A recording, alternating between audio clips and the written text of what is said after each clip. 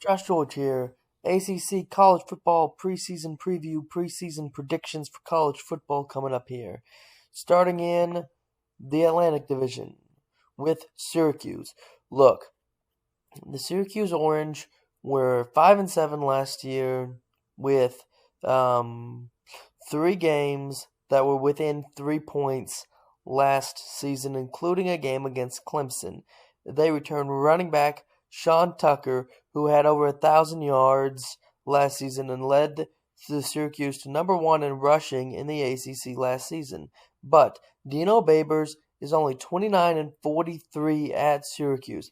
Their turnover was -7 last season, which is tied for 108th in the country last season. And Tony White at defense is just a big question mark. And this team was 75th in explosive plays last season on offense. So, just not there. They also have a tougher schedule than they did last year. They end up facing Notre Dame in the non-con and Purdue. 2 tough games.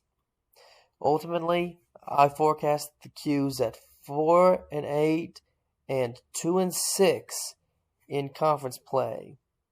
Now, Boston College. They were 6-6 last year, and they bring back Big Phil at quarterback, who was number 1 in the nation on 3rd and 4th down when there was less than two or less yards to gain. He is projected to be a 2nd or 3rd rounder, or possibly an early 1st rounder if he can pick up the pass game. Boston College was 106th in passing offense and in the top and 10th in the ACC in passing efficiency last season. And they have 7 starters back on defense. A defense that was 28th nationally and looks to improve in rushing defense this season, but only putting up 22 points per game. Very average team. I've got them 6-6 and 3-5 in conference play. Now to the Wake Forest Demon Deacons. The Wake Forest Demon Deacons are coming off their first ever top 10 appearance in college football, which happened last November. And they are bringing back Sam Howell at quarterback, which is huge, as they were 12th in passing offense last season and projected at 40 points per game this season. But they have a key loss in defensive coordinator in Lyle Hemphill, who was a huge turnover guy, and they bring in Brad Lambert, a defensive coordinator who started his career at Oklahoma as a grad assistant, was a head coach at Charlotte from 2011 to 2018, where he went just 22-48. So, and they also project in the FPI to be the worst road team in the ACC.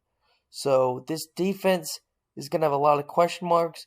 It's going to go down a lot in efficiency and just in how they do, where an offense that looks to be really good and is really going to rely on Hartman.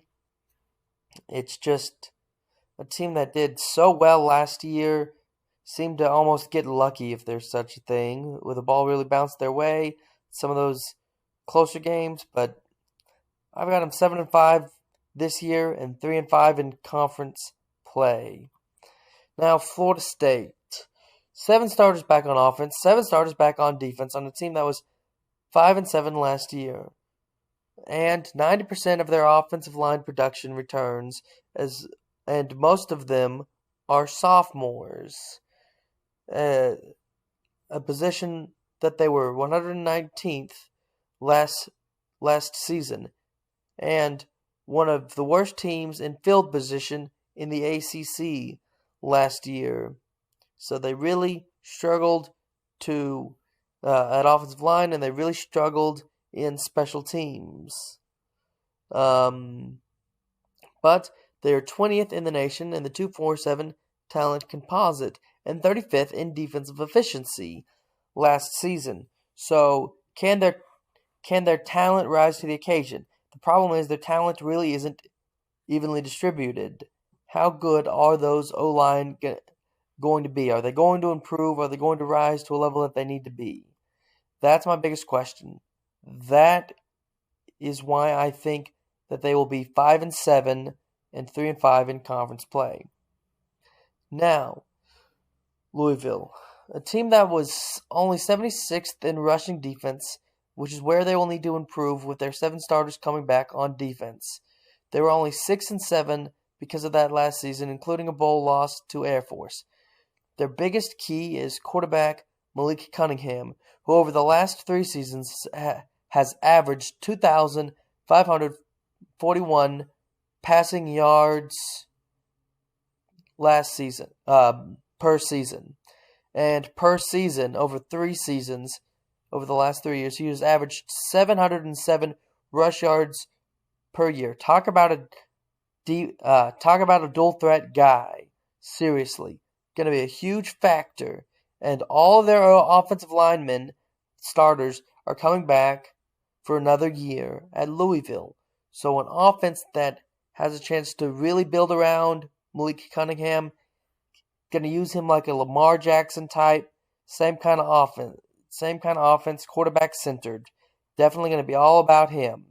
He's going to win them games. He's going to lose them games. It's one of those live by the quarterback, die by the quarterback kind of things. I've got him 7-5 and 5-3 in conference play. Now to the Clemson Tigers. The Clemson Tigers, we all know, lost an offensive coordinator and a defensive coordinator last year. Yet despite that, they're picked first in the conference by Athlon, first in the conference by Lindsey, first in the conference by Phil Steele, first in the conference by Vegas, first in the conference by 247 Sports. I could go on. Now, they were 100th in the nation in total offense last season.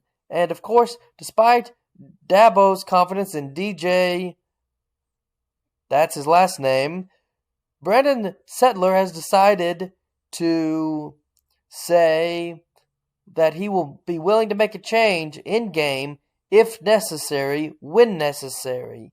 Now, this team was number 2 in the nation in defense, but Wes Godwin takes over at defensive coordinator, and he has been at Clemson since 2009 and has studied under Brett Venables. So there may not be a lot of drop-off on defense, but the biggest question about Godwin is he was more of a baseball guy as he started his career as a baseball coach at Mississippi State. So, and he does have 8 starters back on defense to work with. It's just a lot of question marks, but they are very talented. They are very good. A little bit of drop off on defense, probably some improvement on offense as their quarterback room is jam packed, and they'll probably find a guy eventually. It's just some of those early games. They've got 3 easy ones where I don't think they'll really have a problem. It's Wake Forest and NC State and at Boston College, where if you start to struggle, you make a change. But will it be too little too late in one of those games? I think that NC State team with the NC State defense, that could get them. And I think that could be like a find themselves game where they lose that one and then they turn it around, figure it out, start getting it done, start clicking on all cylinders. I've got them 11-1 and 7-1 in conference play. And I think that NC State is key. Let's talk about that NC State team that I have beating the Clemson Tigers. They bring back Devin Leary at quarterback, who passed for 3,433 yards last season. And his backup is Ben Finley, brother of Ryan Finley, who had 11,000 plus passing yards in his college career. So they're really stacked at that quarterback position. In fact, they were 19th last year on offense because they bring back both Carter and Thomas at wide receiver, who combined for 1,152 yards last season, and their top 2 linebackers in Drake Leary and Peyton Williams, who are surrounded by 10 starters total on defense, which was a defense I was number 14th in the nation, and had the most injuries. And they were a 9-3 team last year, and they're number 1 in the ACC in returning production, and they were number 1 in special teams last season in the ACC. Then they were 5th in defensive efficiency, and their 2 big conference losses, a 1-point loss and a 3-point loss. Look, the team has so much experience. They've rotated so many guys. So many guys have seen playing time. So much depth. If they find a way to beat Clemson, if Clemson struggles, I see them going 11-1 and 7-1 in conference play. They're just too good right now. They're just going to be the surprise team of college football. This is it right here. Look, NC State. Now, Coastal Division. Virginia. Look, Virginia is a team that only returns 9 starters total and is really going to rely on their quarterback, Brennan Armstrong.